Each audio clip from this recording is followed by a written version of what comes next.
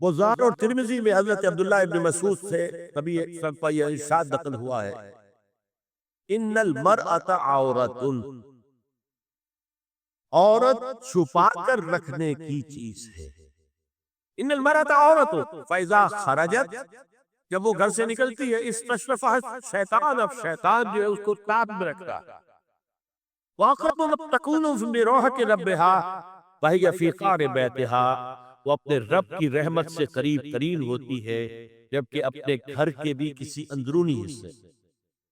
اسی لیے فرمایا مردوں کے لیے مسجد میں نماز افضل 28 گنا، اور عورت کے لیے گھر کی نماز مسجد سے افضل، گھر کے صحن کی مسجد سے افضل، دالان کی صحن سے افضل، کمرے میں اس سے افضل، اور کمرے کی کو بغلی کوٹھڑی ہے اور اس میں سب سے افضل۔ یہ احادیث نبی اکرم عبداللہ ابن احمد ابن حنبل نے زوائد الزہد میں اور ابن ابی شیبہ نے ابن سعد نے اپنی کتابوں میں مسروق کی روایت نقل کی ہے کہ حضرت عائشہ جب تلاوت قرآن کرتے ہوئے اس آیت پر پہنچتی تھی وَقَرْنَ فِي بُيُوتِكُنَّ، تو بے اختیار رو پڑتی تھی، قرآن کے اپنے گھروں میں رہو۔ حضرت عائشہ نے شہادت عثمان کے بعد باہر نکل کر لشکر کی قیادت کی، پھر ساری عمر افسوس تھا کہ میں نے غلط کیا۔ حافظ ابو بکر مزار حضرت انس سے روایت کرتے ہیں کہ عورتوں نے حضور سے عرض کیا کہ ساری فضیلت تو مرد ڈھونڈ کے لے گئے، وہ جہاد کرتے ہیں، خدا کی راہ میں بڑے بڑے کام کرتے ہیں، ہم کیا عمل کریں کہ ہمیں بھی مجاہدین کے برابر اجر مل سکے؟ جواب میں آپ نے فرمایا من قاتلت منکن فی بیتہا فإنها تدرک عمل المجاہدین، تم میں سے جو شخص اپنے گھر میں بیٹھی رہے گی وہ مجاہدین کا اجر حاصل کر۔ یہ ایک ہوا کا رخ ہے، بتایا جا رہا ہے، یہ نظام ہے جس کو اس شکل میں دیا جا رہا ہے۔ اب آئیے سورہ نور کی طرف۔ یا ایھا الذین آمنوا لا تدخلوا بیوتا غیر بیوتکم حتی تستأنسوا وتسلموا علی اہلها ذالکم خیر لکم لعلکم تذکرون۔ اہل ایمان مت ہرگز مت داخل ہو اپنے گھروں کے علاوہ کسی اور گھر میں جب تک کہ تم ان کے ساتھ مانوس نہ ہو جاؤ، اذن نہ لے لو، ان پر سلام نہ کرو، یہی تمہارے لیے خیر ہے۔ اس کے بعد تفصیل آئی ہے، اس میں میں اس وقت نہیں جا رہا۔ اور جو لوگ اس پر عمل نہیں کرتے ان کے بارے میں قرآن مجید کیا کچھ حضور کیا کچھ سربارہ یا سن لی، بہت سخت آقاب۔ عن ابی ہریرہ رضی اللہ عنہ ان رسول اللہ صلی اللہ علیہ وسلم قال لو ان امرؤ اطلع عليك بغیر اذن فخذفته بشاة ففقعت عينه ما كان عليك من جناح، متفق علیہ، بخاری اور مسلم دونوں کی۔ اگر کوئی شخص تمہارے گھر میں بغیر اجازت کے داخل ہو جائے اور تم اس کی سزا کے طور پر اس پر کنکری نہ پھینکو اور اس کی آنکھ ٹوٹ جائے کنکری سے تو تم پر کوئی گناہ نہیں۔ بغیر اجازت کے گھر میں آ گیا ہے، بغیر اذن کے، بغیر استئذان کے کنکری مارو اور کنکری سے آنکھ ٹوٹ جائے، فما كان عليك من جناح، کوئی حرج نہیں۔ اب آ رہی ہے اصل آیت۔ قل للمؤمنین یغضوا من ابصارهم ویحفظوا فروجهم ذلک ازکی لهم ان اللہ خبیر ما یصنعون وقل للمؤمنات یغضضن من ابصارهن ویحفظن فروجهن ولا یبدین زینتهن الا ما ظہر منها وَلْيَضْرِبْنَ بِخُمُرِهِنَّ عَلَى جُيُوبِهِنَّ وَلَا يُبْدِينَ زِينَتَهُنَّ إِلَّا لِبُعُولَتِهِنَّ أَوْ آبَائِهِنَّ أَوْ آبَاءِ بُعُولَتِهِنَّ أَوْ أَبْنَائِهِنَّ أَوْ أَبْنَاءِ بُعُولَتِهِنَّ أَوْ إِخْوَانِهِنَّ أَوْ بَنِي إِخْوَانِهِنَّ أَوْ بَنِي أَخَوَاتِهِنَّ أَوْ نِسَائِهِنَّ أَوْ مَا مَلَكَتْ أَيْمَانُهُنَّ أَوِ التَّابِعِينَ غَيْرِ أُولِي الْإِرْبَةِ مِنَ الرِّجَالِ أَوِ الطَّفْلِ الَّذِينَ لَا يَظْهَرُونَ عَلَى عَوْرَاتِ النِّسَاءِ وَلَا يَضْرِبْنَ بِأَرْجُلِهِنَّ لِيُعْلَمَ مَا يُخْفِينَ مِنْ زِينَتِهِنَّ وَتُوبُوا إِلَى اللَّهِ جَمِيعًا أَيُّهَا الْمُؤْمِنُونَ لَعَلَّكُمْ تُفْلِحُونَ۔ یہ لمبی آیت ہے۔ اہل ایمان، اے نبی کہہ دیجئے اہل ایمان مردوں سے اپنی نگاہیں نیچی رکھا کر اور اپنی شرمگاہوں کی حفاظت کریں، یہی ان کے لیے زیادہ پاکیزہ عمل ہے۔ ان اللہ خبیر بما یصنعون، اور جو کچھ وہ کر رہے ہیں اللہ اس سے واقف ہے۔ وَقُلْ لِلْمُؤْمِنَاتِ يَغْضُضْنَ مِنْ أَبْصَارِهِنَّ، اور مومن عورتوں سے بھی کہہ دیجئے کہ وہ اپنی نگاہیں جو ہے نیچی رکھا کریں، وَيَحْفَظْنَ فُرُوجَهُنَّ، اپنی شرمگاہوں کی حفاظت کریں، وَلَا يُبْدِينَ زِينَتَهُنَّ إِلَّا مَا ظَهَرَ مِنْهَا، اور اپنی زینت کو ظاہر نہ کیا کرے سوائے اس کے کہ جو بالکل ظاہر ہو جائے۔ قُلْ لِلْمُؤْمِنِينَ يَغُضُّوا مِنْ أَبْصَارِهِمْ وَيَحْفَظُوا فُرُوجَهُمْ ذَلِكَ أَزْكَىٰ لَهُمْ إِنَّ اللَّهَ خَبِيرٌ بِمَا يَصْنَعُونَ۔ نوٹ کر لیجئے کہ یہ کہاں ہو رہا ہے؟ گھر میں داخلے کے بعد، گھر میں داخلہ اجازت سے، اور داخلہ ہوگا صرف محرموں کا، گھر کے اندر جو ہے وہ نامحرم تو نہیں آئے گا۔ یہ میں آگے بیان کر رہا ہوں۔ وَقُلْ لِلْمُؤْمِنَاتِ يَغْضُضْنَ مِنْ أَبْصَارِهِنَّ وَيَحْفَظْنَ مِنْ فُرُوجِهِنَّ، اور کہہ دیجئے مومن عورتوں سے بھی کہ وہ بھی اپنی نگاہیں جھکا کر رکھے اور اپنے شرمگاہوں کی حفاظت کرے۔ وَلَا يُبْدِينَ زِينَتَهُنَّ إِلَّا مَا ظَهَرَ مِنْهَا، محرموں سے پردہ کیا ہے؟ محرموں سے اس کا نام ستر ہے، اور اس کا پورا جسم ستر ہے سوائے چہرے کی ٹکیا اور یہ ہاتھ اور یہ پاؤں، بس۔ کیا مطلب ہے؟ بھائی بھی نہیں دیکھ سکتا بہن کے جسم کا کوئی اور حصہ، باپ بھی نہیں دیکھ سکتا بیٹی کے جسم کا کوئی حصہ، یہ ستر ہے، ستر، ستر محرموں سے پردہ ہے۔ وَلْيَضْرِبْنَ بِخُمُرِهِنَّ عَلَىٰ جُيُوبِهِنَّ، یہ بھی گھر کے اندر کی بات ہو رہی ہے، چونکہ میں پہلے بتا چکا ہوں جلباب ہوتا تھا جب گھر سے باہر نکلتی تھی عورت تو وہ اپنی چادر لپیٹتی تھی، لیکن چہرہ نہیں ڈھانپتی تھی، صرف چہرے کا حکم دیا گیا اس کے ضمن میں۔ وہ سورہ احزاب کی آیت ہے، وہ رہ گئی تو میں بیان کروں گا۔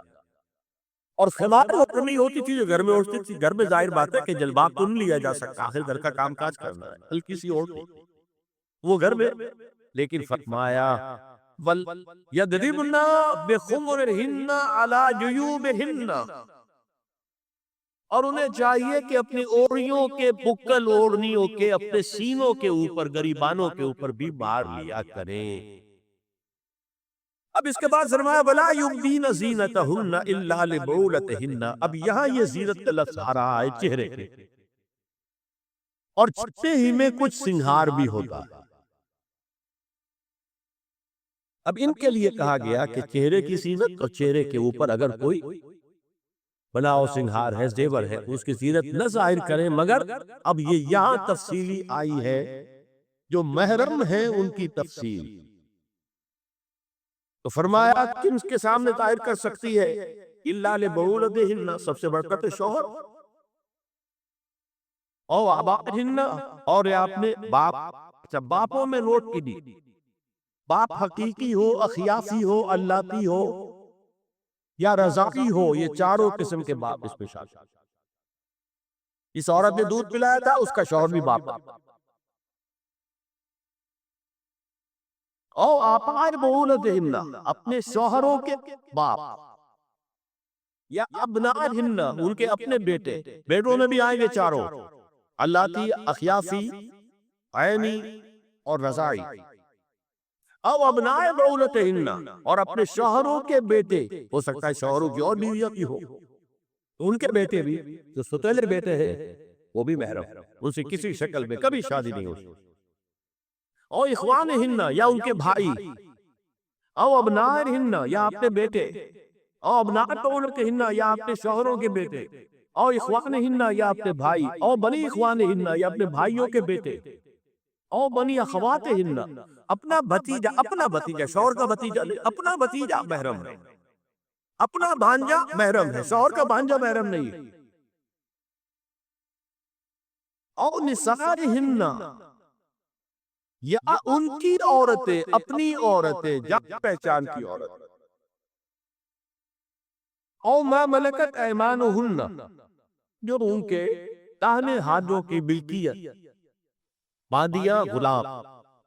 اس میں عرض کر چکا ہوں کہ اس میں کافی اختلافات ہیں، یہ بھی ہے کہ اس سے مراد صرف باندیاں ہیں، غلام مرد ہے، یہ بھی ہے کہ مرد بھی ہے، اور یہ بھی ہے کہ مرد جب تک کہ وہ باندی ہوا، لیکن میں اس بحث میں یہاں نہیں جانا چاہتا، یہ پھر فقہ کی بحث ہو جائے گا۔ اب التابعین غیر اولی الارباح، کچھ ایسے لوگ بھی ہوتے ہیں، کوئی کسی کے گھر میں تو اندھا آدمی رہ رہا ہے، یا کوئی اور کسی وجہ سے کوئی مریض ہے، اسے آپ نے پناہ دے رکھی ہے، انہیں عورتوں سے کوئی سروکار نہیں ہو.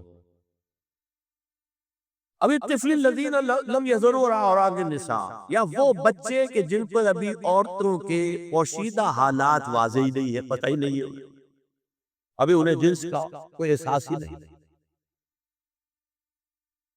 یہ ہے فہرست جو دی گئی ہے کہ جن کے سامنے عورت کھلے چہرے کے ساتھ اور اپنی جو اضافی زینت بھی ہو، کوئی زیور وغیرہ یا کوئی بھی سرما وغیرہ ڈالا ہوا ہے، یا کوئی سرخی کو لگائی ہے معمولی سی، تو اس کے ساتھ آ سکتی ہے. اور یہ وہ رشتے ہیں کہ جن سے کسی حالت میں بھی نکاح نہیں.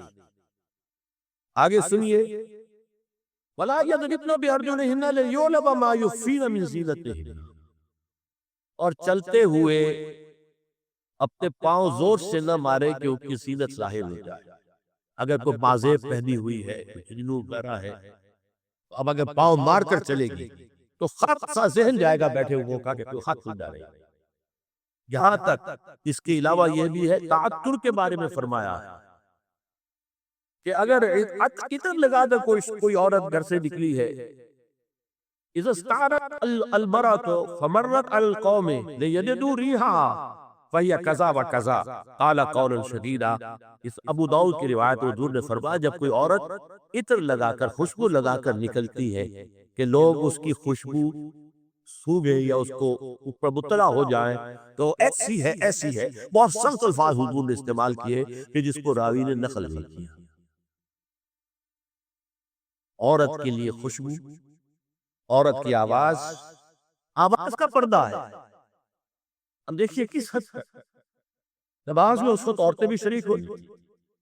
اگرچہ حضور نے فرمایا مردوں کی صف بہترین سب سے آگے والی ہے اور سب سے بری صف سب سے پیچھے ہے، کیونکہ اس کے پیچھے پھر عورتوں کی صف ہوتی ہے.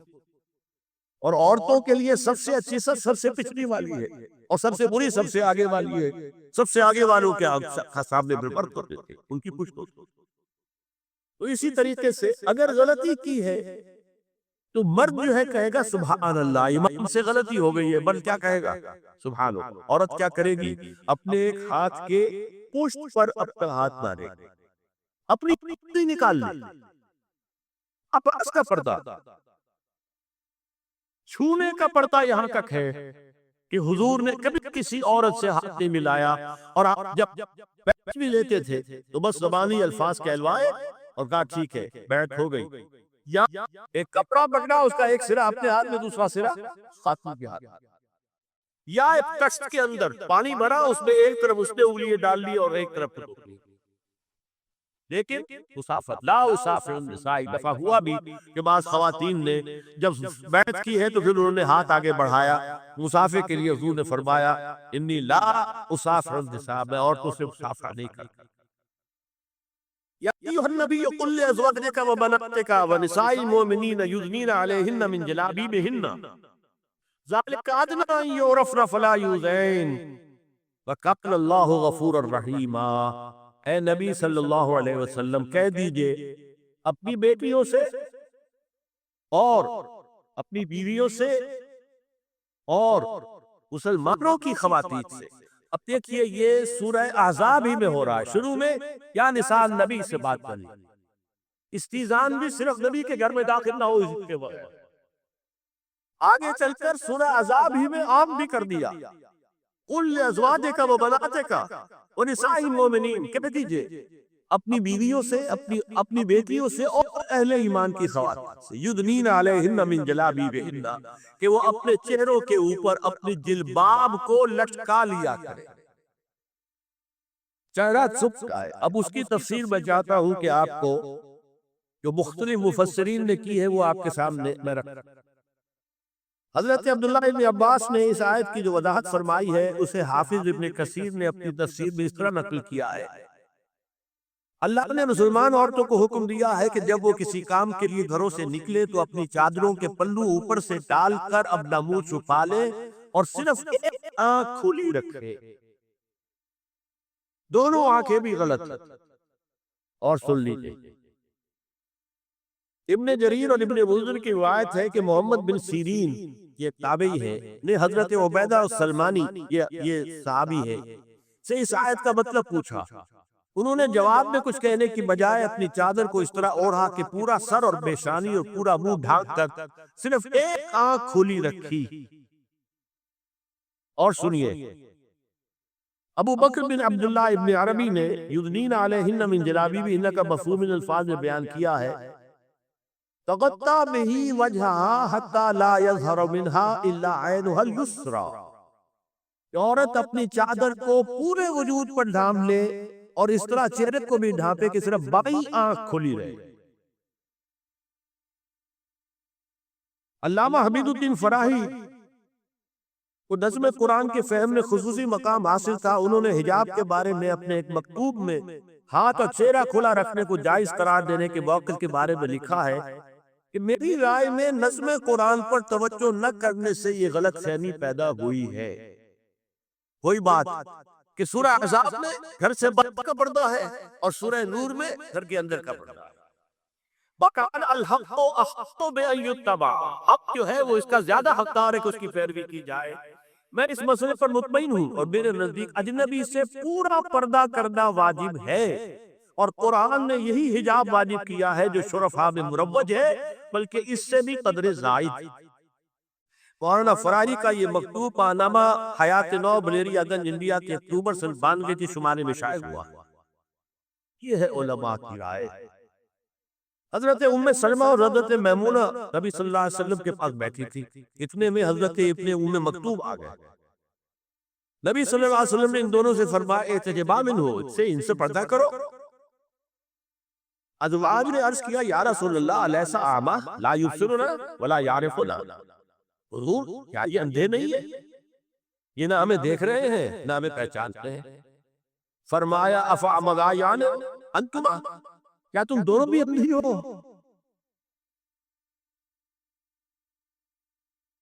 اللہ تم سرا نہیں، کیا تم نہیں دیکھ رہی ان کو؟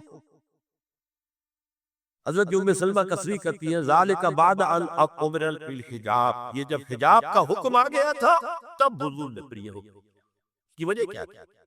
حضرت عبداللہ ابن مکتوم کا گھر میں آنا جانا تھا، تو اگرچہ اندھے لیکن یہ کہ یہ بار بار کا آنا جانا اس سے فتنے کا ایک دروازہ کھل سکتا، دروازے کو بند کر دیا گیا۔ حضرت عائشہ کے پاس ایک نابینا آیا تو انہوں نے اسے پردہ کیا، کہا گیا کہ آپ اس سے پردہ کیوں کرتی ہے، یہ تو آپ کو نہیں دیکھ سکتا۔ جواب میں حضرت ام المومنین نے فرمایا لیکنی انظر الیہ، میں تو اسے دیکھ رہی ہوں، اور مرد کو دیکھے۔ البتہ یہ کہ عام حالات میں آپ بازار میں چل رہے ہیں، عورت جا رہی ہے، کوئی شخص باہر نکلنا پڑا ہے، تو اس حالت میں اگر وہ مرد کو دیکھتی ہے تو اس میں در حقیقت وہ فتنہ نہیں ہے کہ جو گھر میں آنے جانے والے لوگ۔ اب ایک آخری مسئلہ ہے، دو حدیثیں ایسی ہیں جو میری گفتگو کے خلاف جاتی ہیں، اور میں دیانت کا تقاضا سمجھتا ہوں کہ وہ بھی آپ کے سامنے بیان کرتا ہوں۔ حضور کے بارے میں یہ معلوم ہے کہ دو خواتین جو ویسے نامحرم وہ ان کے سامنے آتی رہیں اور آپ ان سے ملتے رہے۔ ایک آپ کی سالی حضرت اسماء حضرت عائشہ رضی اللہ تعالی عنہا، اور ایک آپ کی چچا زاد بہن حضرت علی کی بڑی ہمشیرہ حضرت ام ہانی۔ یہ میں حدیث آپ کو سنا رہا ہوں۔ بکثرت احادیث سے ثابت ہے کہ حضرت اسماء بنت ابی بکر آپ کے سامنے ہوتی تھی، اور آخر وقت تک آپ کے اور ان کے درمیان چہرے اور ہاتھوں کی حد تک کوئی پردہ نہ تھا۔ حجۃ الوداع نبی صلی اللہ علیہ وسلم کی وفات سے صرف چند مہینے پہلے کا واقعہ ہے، اور اس وقت تک بھی یہی حالت قائم رہی۔ یہ ابو داؤد کتاب الحج۔ دوسری روایت حضرت ام ہانی رضی اللہ تعالی عنہا جو ابو طالب کی صاحبزادی اور نبی صلی اللہ علیہ وسلم کی جداد بہن تھی، آخری وقت تک حضور کے سامنے ہوتی رہی، اور کم از کم منہ اور چہرے کا پردہ انہوں نے آپ سے کبھی نہیں کیا۔ فتح مکہ کے موقع کا ایک واقعہ وہ خود بیان کرتی ہے جس سے اس کا ثبوت ملتا ہے۔ یہ ابو داؤد کی روایت ہے۔ یہ روایتیں ہیں، میں انہیں تصدیق کرتا ہوں۔ اور میں نے اب تک تو جو کچھ بیان کیا ہے اس سے یہ ایک بالکل برعکس بات ساتھ لا رہے ہیں۔ اب یہ ہے کہ یا تو ہم ان دو حدیثوں کو اصل مان کر باقی ساری حدیثیں جو ہے ان کو ختم۔ میں تو آپ کو سنا نہیں سکا، میرے پاس تو بہت زیادہ حدیثوں کا فواد تھا۔ چہرے کے پردے کے لیے حدیثیں، استیزان کے لیے کتنی حدیثیں ہیں، چہرے کے پردے کے بارے میں بہت زیادہ حدیثیں ہیں۔ حضرت ام خلاد ایک خاتون تھی، ان کا بیٹا ایک غزوے میں شہید ہو گیا، وہ اس کے بارے میں کچھ پوچھنے کے لیے حضور کے پاس آئی، صحابہ بیٹھے ہوئے تھے، انہوں نے نقاب ڈالا ہوا تھا، منتقبۃ، نقاب کا لفظ بھی حدیث میں موجود ہے۔ اور یہ لوگ کہتے ہیں نقاب تو جو ہے یہ بعض کی پیداوار ہے، یہ لفظ تو ہے ہی۔ حجاب کا لفظ قرآن میں ہے، جلباب کا لفظ قرآن میں ہے، خمار کا ذکر قرآن میں ہے، اور یہ منتقبۃ، نقاب ڈالی۔ لوگوں نے کہا عجیب عورت ہے یہ، اس کا بچہ شہید ہو گیا ہے، مطلب یہ کہ سخت صدمے کی کیفیت، اور یہ اس وقت بھی اس نے نقاب ڈالی ہوئی ہے۔ تو انہوں نے جواب دیا ان ارزو ابنی لا ارزو حیائی، میں نے بیٹا کھویا ہے، اپنی حق نہیں کھوئی ہے۔ عورت کی آواز کا پردہ ہے۔ اب دیکھیے کس حد تک نماز میں اس وقت عورتیں بھی شریک ہوتی تھی، اگرچہ حضور نے فرمایا مردوں کی صف بہترین سب سے آگے والی ہے، اور سب سے بری صف سب سے پیچھے ہے، کیونکہ اس کے پیچھے پھر عورتوں کی صف ہوتی تھی، اور عورتوں کے لیے سب سے اچھی صف سب سے پچھلی والی ہے، اور سب سے بری سب سے آگے والی ہے۔ سب سے آگے والوں کے سامنے پھر مرد ہوتے تھے، ان کی پشت ہوتی تھی۔ تو اسی طریقے سے اگر غلطی کی ہے تو مرد جو ہے کہے گا سبحان اللہ، امام سے غلطی ہو گئی ہے، مرد کیا کہے گا؟ سبحان اللہ۔ عورت کیا کرے گی؟ اپنے ایک ہاتھ کے پشت پر اپنا ہاتھ مارے گی، اپنی آواز نہیں نکالنی، آواز کا پردہ۔ چھونے کا پردہ یہاں تک ہے کہ حضور نے کبھی کسی عورت سے ہاتھ نہیں ملایا، اور آپ جب بیعت بھی لیتے تھے تو بس زبانی الفاظ کہلوائے اور کہا ٹھیک ہے بیعت ہو گئی، یا ایک کپڑا پکڑا، اس کا ایک سرا اپنے ہاتھ میں، دوسرا سرا اس خاتون کے ہاتھ، یا ایک تشت کے اندر پانی بھرا، اس میں ایک طرف اس نے انگلیاں ڈال لی اور ایک طرف حضور کی انگلی۔ لیکن مسافر لا اسافر النساء، ایک دفعہ ہوا بھی کہ بعض خواتین نے جب بیعت کی ہے تو پھر انہوں نے ہاتھ آگے بڑھایا مسافر کے لیے، حضور نے فرمایا انی لا اسافر النساء، میں عورتوں سے مسافہ نہیں کرتا۔ اسلام میں پردے کتنے ہوئے؟ پہلا پردہ چار دیواری، گھروں میں رہو، یہ پہلا پردہ۔ جیسے ڈیفنس لائنز ہوتی ہے نا فوج کی، یہ فرسٹ ڈیفنس لائن، سیکنڈ ہے، تھرڈ ہے، پہلی کو عبور کر کے کوئی آ جائے تو سیکنڈ ہے، سیکنڈ سے گزرے تو پہلا پردہ چار دیواری، اس میں محرم آئے گا۔ اب دیکھیے اسی پر ہماری تہذیب استوار ہوئی، اسی پر ہمارا آرکیٹیکچر بنا، گھر ایسے بنے کہ مردانہ علیحدہ زنانہ علیحدہ، چھوٹا آدمی ہے تب بھی بیٹھک علیحدہ، بیٹھک باہر سے کھلے گی اور پھر ڈیوڑی سے ہو کر پھر گھر کے اندر جائیں گے، مرد آئیں گے تو یہاں بیٹھیں گے، اندر نہیں جائیں گے، اندر تو صرف وہی جائیں گے جو محرم ہے، ابدی محرم۔ دوسرا پردہ ستر، گھر کے اندر جو محرم آ گئے ہیں ان کے سامنے چہرہ تو کھلے گا، باقی جسم کا کوئی حصہ بھائی بہن کا نہیں دیکھ سکتا، اور باپ بیٹی کا نہیں دیکھ سکتا، بیٹا ماں کا نہیں دیکھ سکتا۔ یہ ستر، عورت پوری کی پوری عورت ہے۔ عورت کہتی ہے چھپانے کی چیز ہے، عورات النساء، عورتوں کی چھپی ہوئی چیزیں جن پر ظاہر نہیں ہوئی، لم یظہروا علی عورات النساء، ابھی تک ہم نے لفظ پڑھایا ابھی۔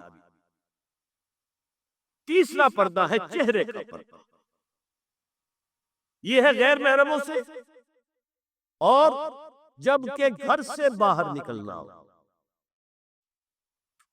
اس کے لیے سورہ احزاب میں نے کہا تھا گھر سے باہر کا پردہ، چہرے کا پردہ وہ غیر محرموں سے ہے، اور گھر سے باہر نکلے گی تو غیر محرم سامنے آئے گی۔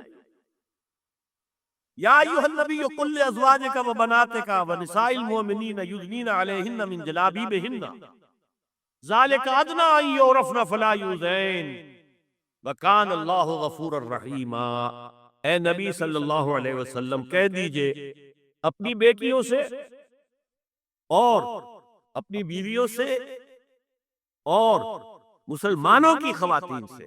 اب دیکھیے یہ سورہ احزاب ہی میں ہو رہا ہے، شروع میں یا نساء نبی سے بات چلی، استیزان بھی صرف نبی کے گھر میں داخل نہ ہو اذن کے بغیر، آگے چل کر سورہ احزاب ہی میں عام بھی کر دیا، قل لازواجک و بناتک و نساء المؤمنین، کہہ دیجئے اپنی بیویوں سے، اپنی بیٹیوں سے اور اہل ایمان کی خواتین سے، یدنین علیہن من جلابیبہن، کہ وہ اپنے چہروں کے اوپر اپنی جلباب کو لٹکا لیا کرے، چہرہ چھپ جائے۔ اب اس کی تفسیر میں چاہتا ہوں کہ آپ کو جو مختلف مفسرین نے کی ہے وہ آپ کے سامنے میں رکھوں۔ حضرت عبداللہ ابن عباس نے اس آیت کی جو وضاحت فرمائی ہے اسے حافظ ابن کثیر نے اپنی تفسیر میں اس طرح نقل کیا ہے، اللہ نے مسلمان عورتوں کو حکم دیا ہے کہ جب وہ کسی کام کے لیے گھروں سے نکلے تو اپنی چادروں کے پلو اوپر سے ڈال کر اپنا منہ چھپا لے اور صرف ایک آنکھ کھلی رکھے، دونوں آنکھیں بھی غلط ہیں۔ ہمارے ہاں برقع کیوں بنا تھا؟ دیکھیے چادر میں عورت لپٹی ہوگی، اس کا ہاتھ جو ہے اس چادر کو سنبھالنے میں آکوپائی ہو جائے گا۔ برقع ضرورت کی ایجاد ہے جو ہوا، اور اس کے آگے آپ کو معلوم ہے پچھلے برقعوں میں جالیاں لگی ہوتی تھی کہ نگاہوں سے بھی براہ راست سامنا نہ ہو، اور یہ میں نے اپنی آنکھوں سے دیکھا۔ انقلاب ایران کے بعد جو حاجی آئے ایران سے، ان کو جو میں نے دیکھا ہے اس طرح چادر میں ملبوس عورتیں ہوتی تھی، لمبی سی چادر، ایک ہاتھ سے اس کو اس طرح پکڑا ہوا ہے اور صرف ایک آنکھ کھلی ہے دوسری نہیں۔ میں نے شروع میں کہا تھا ہمارے نزدیک اسلام دین ہے، صرف مذہب نہیں۔ اسلام قرآن اور سنت دونوں پر مبنی ہے، صرف قرآن پر نہیں۔ اسی میں ایک اضافہ کیجئے اس بات کا کہ حضور نے کئی حضرات سے یہ کہا، کہیں وہ رشتہ کر رہے تھے، کہ آپ نے ایک نظر دیکھ لیا ہے۔ اب اگر یہ ایک نظر دیکھنا اس کی اتنی اہمیت ہے تو اس کا کیا مطلب ہے؟ اگر تو صورتحال یہ ہوتی کہ ہر وقت چہرہ کھلا ہے، آ رہے جا رہے، پھر ایک نظر دیکھنے کی کیا ضرورت ہے؟ وہ تو دیکھا دکھایا ہے۔ زمانہ آیا ہے بے حجابی کا، عام دیدار یار ہوگا، سکوت تھا پردہ دار جس کا، وہ راز اب آشکار ہوگا۔ تو ظاہر بات ہے وہ پردہ ہو گیا تھا، تبھی تو تھا نا ایک نظر دیکھ لے۔ آپ نے پوچھا ایک صحابی سے کہ رشتہ کہاں کیا؟ وہاں کیا ہے، تم نے ایک نظر دیکھ لیا ہے؟ اس خاندان کی آنکھوں میں کچھ نقص ہوتا ہے، دیکھ لیا، بس ایک نظر دیکھنا اس کی اجازت۔